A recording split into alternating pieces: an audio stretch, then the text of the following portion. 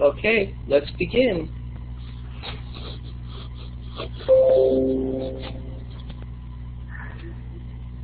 Someone's microphone's on, because we can hear you. Did we do the tangent? We didn't do the tangent yet, did we?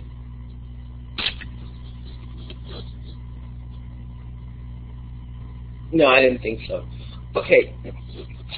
So actually what we're going to do is start with the tangent and the cotangent first. So basically all the graphs really are similar. They have to do with the unit circle. How many people know the unit circle?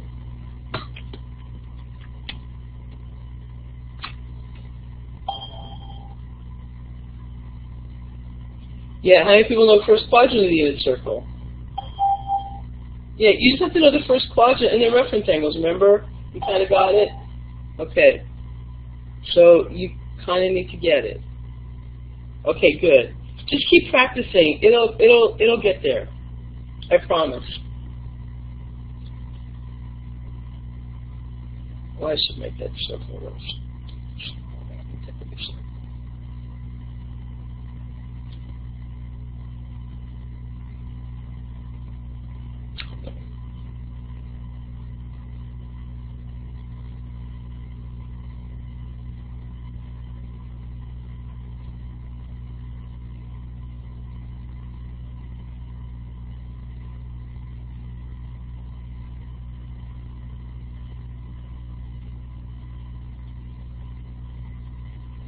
How about a unit oval? I'm just kidding.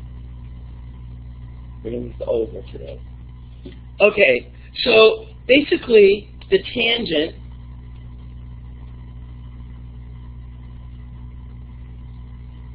of x, I should write it to x, is the tangent of x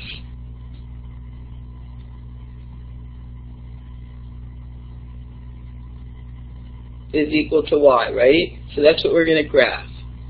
And the tangent is equal to the sine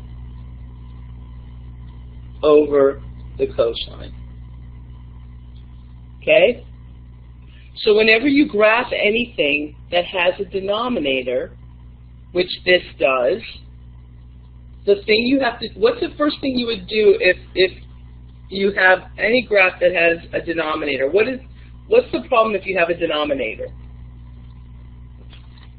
Or let me say a variable in the denominator.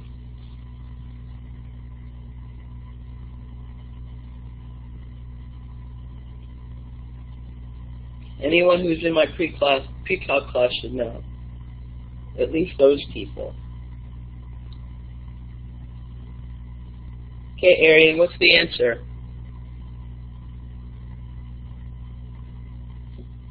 Right, good. So whenever you have a variable in the denominator, then you can have something undefined, right?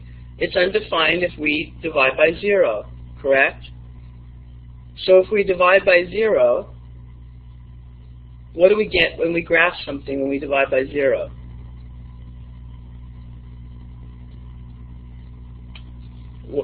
Graphically, what do we get? What else do we get? There's a name for what we get. A vertical line. What is that vertical line called? Thank you. We get an asymptote. Yeah, good enough. I'm good with that. I'm good with that. So we have to remember that whenever we graph anything that has a variable in the denominator, we have a possible asymptote, don't we? So whenever we have an asymptote, so here we have a possible asymptote whenever what? Where are the asymptotes going to occur here? Where are the vertical asymptotes going to occur here? And it's just spelling-wise, it's A-S-Y, that's an S. Y-M-P-T-O-T, asymptote E. Whenever cosine of x equals 0, where does the cosine of x equal 0?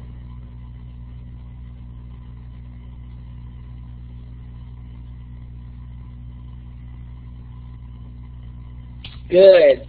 at pi over 2. Where else? And at 3 pi over 2. Perfect. Perfect, perfect. So that means I have an asymptote at pi over 2 and at minus pi over 2 and at 3 pi over 2. Sorry, this is supposed to be, so this is supposed to be, so this is, yeah, so this would be 3 pi.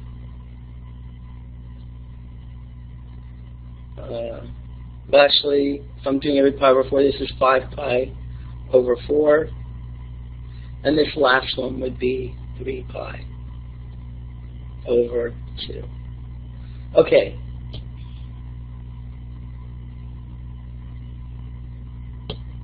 So here would be another asymptote.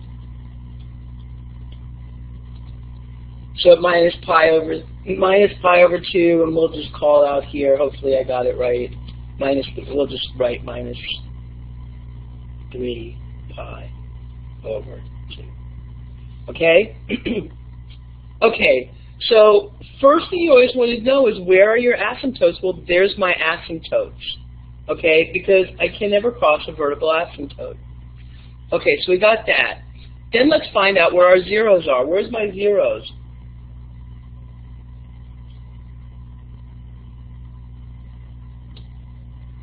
What am I asking when I ask what are my zeros? Yeah, my zeros is where sine is 0. So 0, pi, 0, pi, minus pi. Let's call that minus pi. Okay? 2 pi. Yes. I'm not going to go that far out. I don't have that much space right here. But everybody gets it, right? And then there's a really nice, one more really nice point for tangent. The really easy point to graph for tangent is when the sine and the cosine are exactly the same, right? So when are the sine and the cosine exactly the same?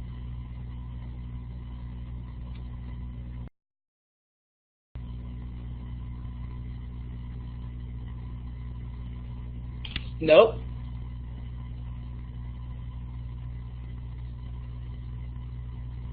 This is all in radians, so tell me in radians, Luis. Pi over 4. Perfect. At pi over 4. So here at pi over 4, we're at 1. And at minus pi over 4, we're at minus 1. And that creates my tangent graph. And the same thing happens here. At 5 pi over 4, it's positive. That's in quadrant 3, remember, it's a negative over a negative, which makes a positive. So, and on and on. Okay? So that's how it gets created. Basically, you just plot the asymptotes, you plot the zeros, and you can plot any point, but just the easy ones to plot are when sine and cosine are the same, because that gives me 1. Okay? Does that make sense? Is everybody good with this? Okay. Now, if you were to plot the cotangent of x is the reciprocal of the tangent, so it's cosine over sine. So if I have a graph, here, let's call this pi over 4, pi over 2, 3 pi over 4, pi, 5 pi over 4, 2, 7 pi over 4. Oh, I got exactly the right amount of numbers, and 2 pi. Okay, so now where are the asymptotes now?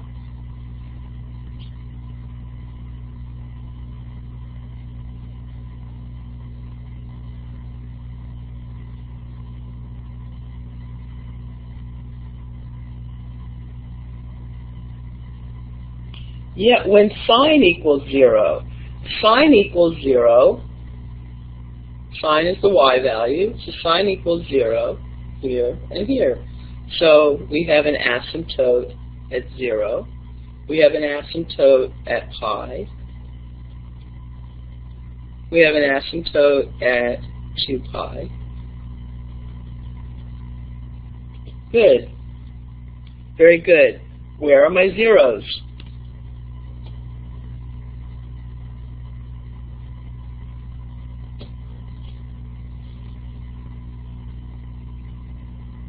So zeros are right.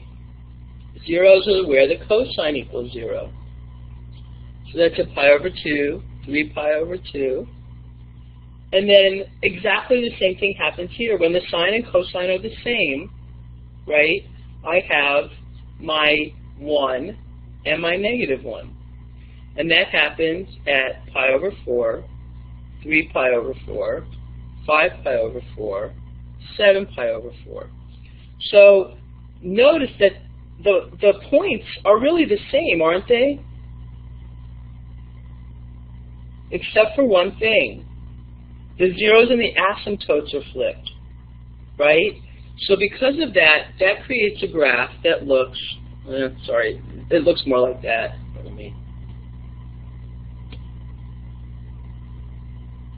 Let's pretend that dot's not there. So it's just not to scale. And then we have another one that's looks like that. It's flipped. It's not backwards. It's flipped over the x-axis, but it's also shifted over because notice the asymptotes are different. The asymptotes are always going to create your graph. You have to graph those asymptotes first. Because if I didn't have those asymptotes, how would I know which points to connect? Let me say it like this. This is probably really good. So let's say I have pi over 4, pi over 2, 3 pi over 4, pi, and the same back this way. Okay, and I didn't have my asymptotes. Right. So at 1, at pi over 4 it's 1. At 3 pi over 4 it's negative 1. At minus pi over 4 it's 1. At minus 3 pi over 4 it's negative 1. Right? Now, the points, negative pi over 4, I think I have this backwards. Yeah, negative pi over 4 is negative. Sorry. This is negative. So it would be like this. If I didn't have my asymptotes, look, it just looks the same. If I plot my 0 for one of them, it would be like this. But without the asymptotes, it's not as clear what's happening. So the zeros and the asymptotes really create what. So if I have an asymptote here, then these 2 points are connected. But if I have an asymptote somewhere else, then the other 2 points are connected, right? So the asymptotes are really important. You'll see how important they are when we give you graphs of tangent and cotangent, and you have to decide if it's tangent or cotangent. Because until you look at the asymptotes, you can't tell. They look the same. The tangent and the cotangent look like just negatives of each other. Okay? The only thing that changes is the asymptotes. So here's a really nice picture of a tangent graph. This is what it would look like if everything was to scale. Okay? But again, you can see it's just like we said. And properties. So the domain is the set of all real numbers except odd multiples of pi over 2, because at odd multiples of pi over 2, it's going to be the denominator 0, right? And unlike the sine and cosine, for the tangent, the range is all real numbers, because it goes from negative infinity to positive infinity. Sorry. Okay, the tangent is odd. It's got symmetry around the origin. So who remembers what symmetry around the origin means?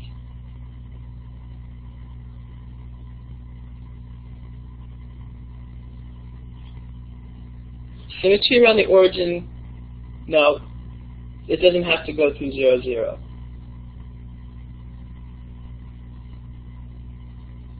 Yes, an odd graph has symmetry around the origin. Why? How can you tell by looking at something if it's symmetric about the origin?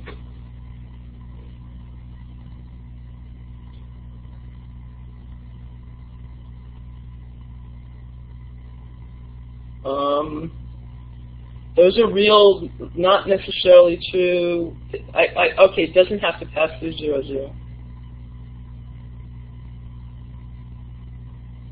Nope. Here, let me see if I can draw a graph that is symmetric about the origin but doesn't pass through the origin. Hold on.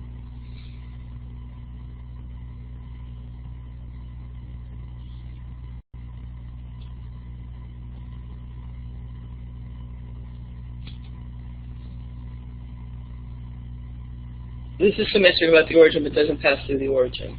So it doesn't have to go through 0, 0.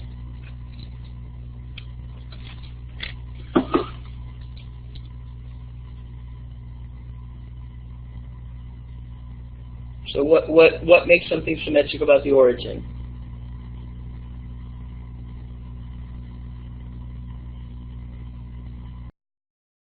How many people in here took pre-calc? Nope.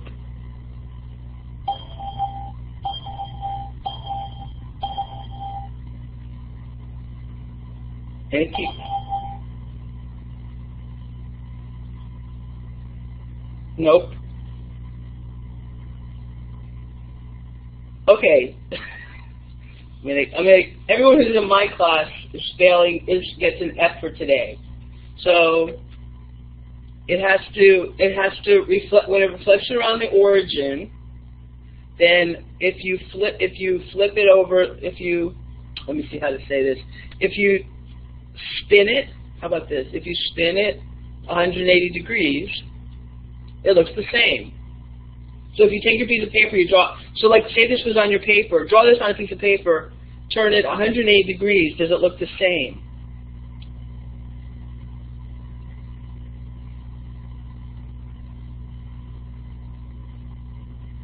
That means it's symmetric about the origin.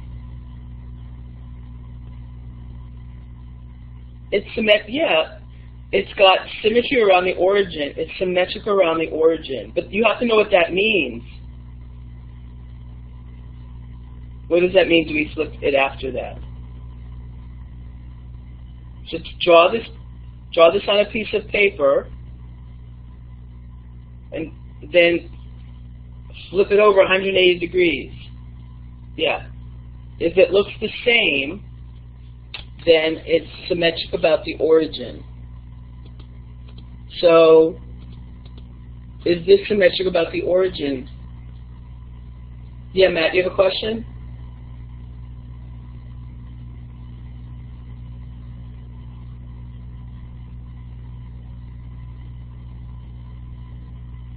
Oh, okay, your hand's up, that's all. Yeah, this is symmetric about the origin. If you draw this on a piece of paper, flip it upside down, it looks exactly the same. The tangent function is periodic, and this is very important. The period of the tangent and the cotangent is pi. Pi.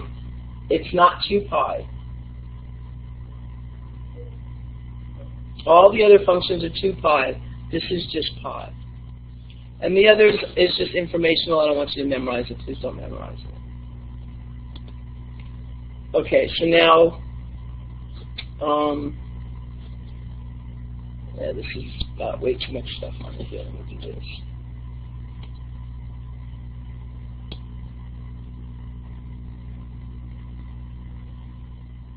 Okay, that's a good question. So let's look at a unit circle. So if we have a unit circle,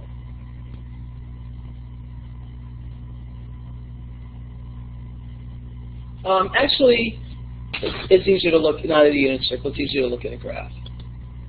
So look at this graph. Notice from here to here it repeats This is one period, and then it repeats, doesn't it?